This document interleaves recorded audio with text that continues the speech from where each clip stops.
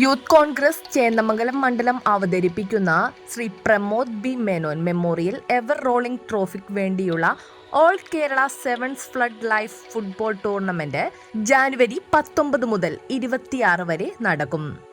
അപ്പോൾ ഈ ടൂർണമെന്റിന്റെ ഈ ജനകീയമായിട്ടുള്ള ഈ ഒരു പരിപാടിയിലേക്ക് എല്ലാ നാട്ടുകാരെയും എല്ലാ കായിക പ്രേമികളെയും ഞാൻ അവരെ ക്ഷണിക്കുകയാണ്.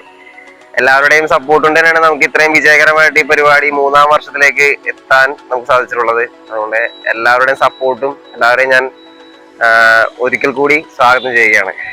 ചികിത്സാ വിദ്യാഭ്യാസ ധനശേഖരണത്തിനു വേണ്ടിയാണ് ടൂർണമെന്റ് നടത്തപ്പെടുന്നത്.